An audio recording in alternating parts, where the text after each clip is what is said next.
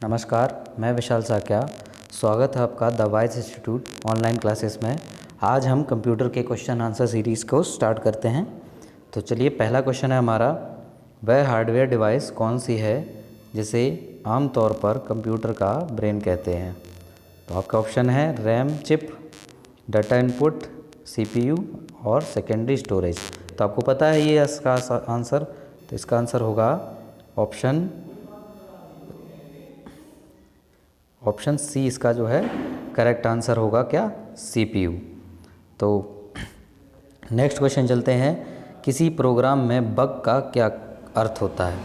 तो देखिए, बग जो होता है, बग का शाब्दिक अर्थ छोटे छोटे कीड़े से होता है या छोटे छोटे कीटाणु कीड़े वगैरह से होता है जो किसी चीज़ को ख़राब करते हैं।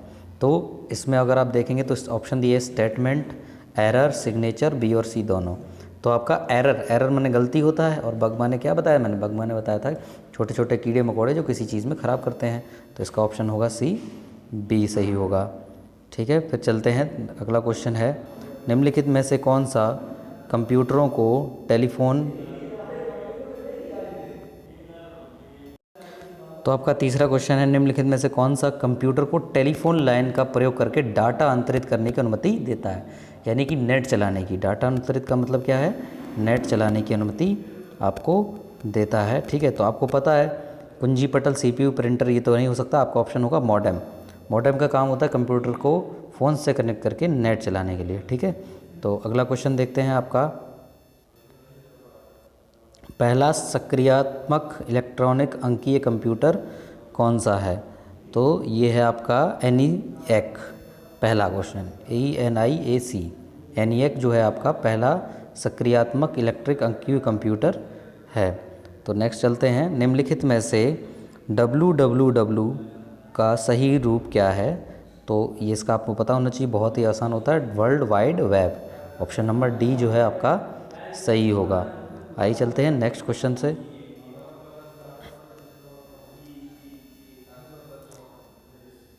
अगला है आपका सीपीयू का क्या अर्थ है। तो सीपीयू की फुल फॉर्म जो है मैंने आपको लिखाई थी, ये होती है option number A, central processing unit. अगला है, निम्नलिखित में से उत्पादों में से कौन सा पेंटियम ब्रांड नाम से बेचा जाता है। तो सीधी बात है, पेंटियम के जो हैं, पेंटियम के आपने देखा होगा P4 P3 ये कंप्यूटर आते थे, यानी कि ये प्रोसेसर बेचते थे।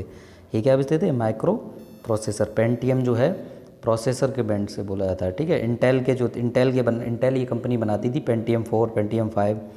तो इसे हम शॉर्ट में P4 P3 या ये कंप्यूटर बोला करते थे। अगला है, WWW के आविष्कारक तथा संस्थापक हैं। तो आपको पता है ये हैं Tim Berners Lee. Option A इसका करेक्ट होगा। चलते हैं नेक्स्ट क्वेश्चंस की तरफ।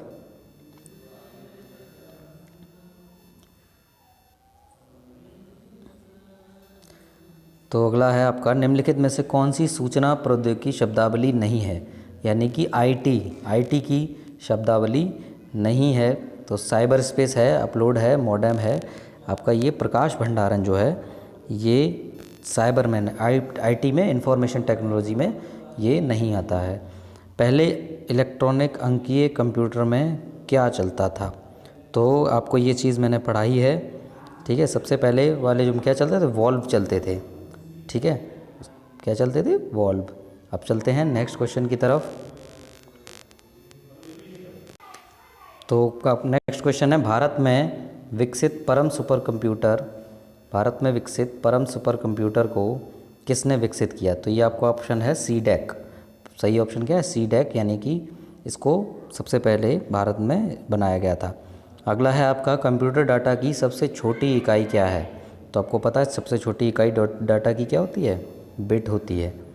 ठीक है, अगला है, कौन सी भाभा परमाणु अनुसंधान केंद्र द्वारा विकसित सुपर कंप्यूटर परियोजना आपकी है इसमें से। तो ये है परमपदम। ऑप्शन में आपका फ्लोर मार्क, चिप्स और अनुपम। तो ये जो है आपकी अनुपम है। ठीक है, भाभा परमाणु अनुसंधान केंद्र द्वारा विकसित कंप्यूटर परियोजना है। चलते हैं 15 में, एक कंप्यूटर स्मृति सामान्य तौर से किलोबाइट या मेगाबाइट रूप में व्यक्त की जाती है। एक बाइट कितने का होता है।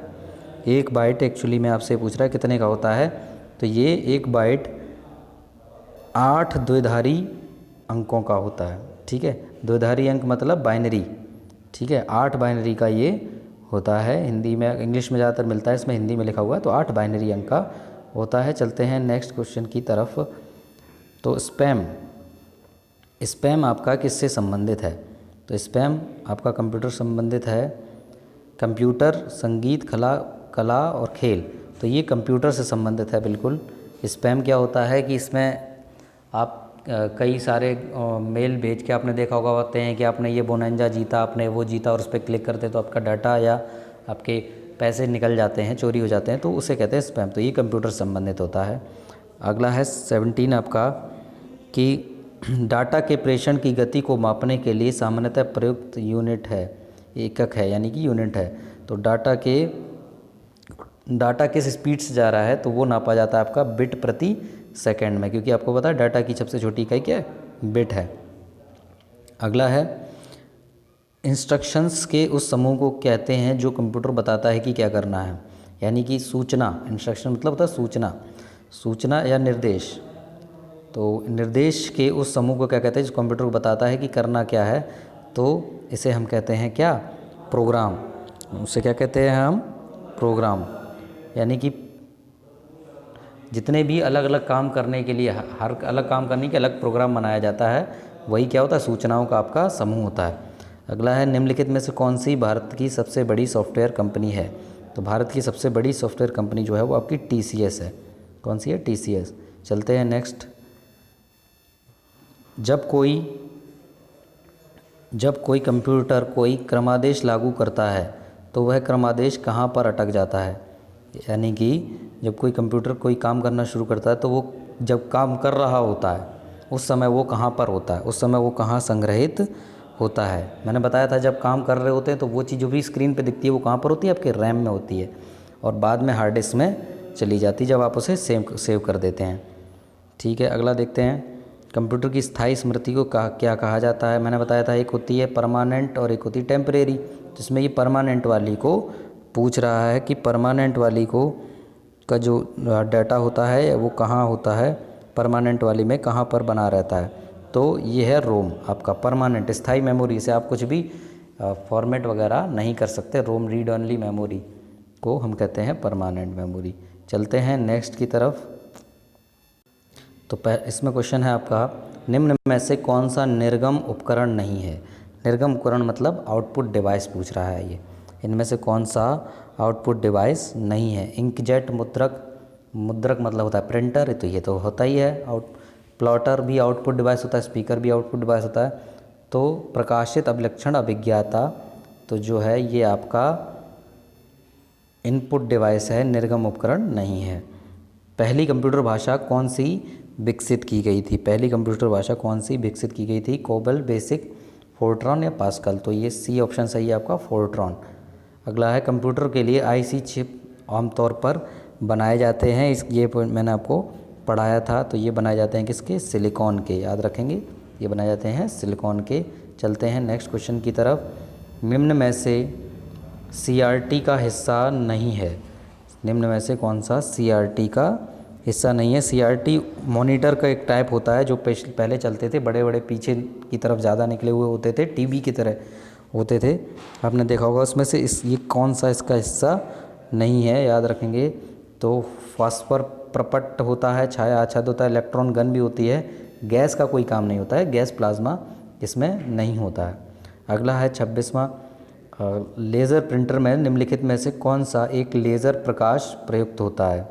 लेज़र प्रिंटर में कौन सा लेज़र प्रयोग किया जाता है? इसमें यह पूछ रहा है आपके ऑप्शन है डाई लेज़र, गैस लेज़र, अर्धचालक लेज़र या उत्तेजयी लेज़र। तो ये है ऑप्शन सही आपका, ऑप्शन सी, अर्धचालक लेज़र। 27वां क्वेश्चन है, पहला कंप्यूटर किसने बनाया था? तो सबको पता है ये चार्ल्स बेबेज का सही आंसर है। चलते हैं नेक्स्ट क्वेश्चन की तरफ। आधुनिक कंप्यूटर का लघु रूपकरण संभव हो सका है निम्न प्रयोगों से। लघु रूपकरण मतलब नैनो टेक्नोलॉजी, छोटा बना देना।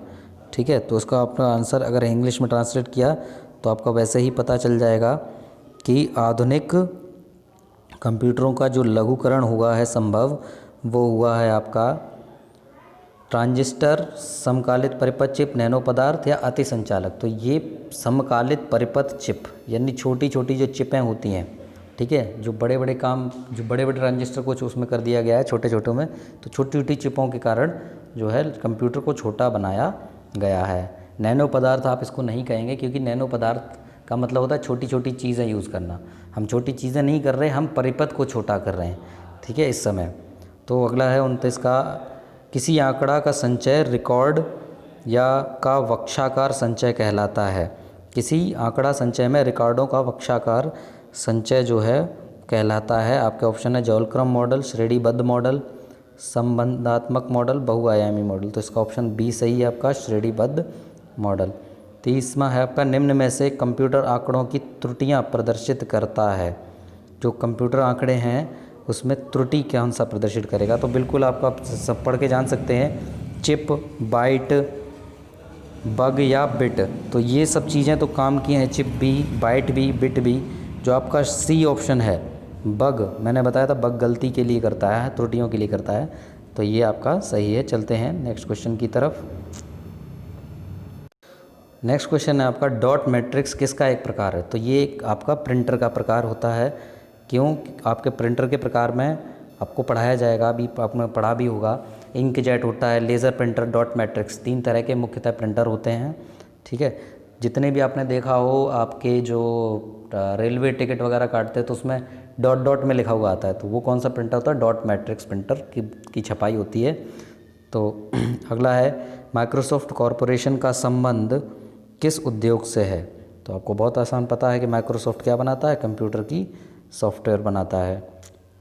निम्न में से, फिर से ही क्वेश्चन रिपीट हुआ है, निम्न में से कौन सा पार्ट कंप्यूटर का ब्रेन है? तो ये है सीपीयू आपका।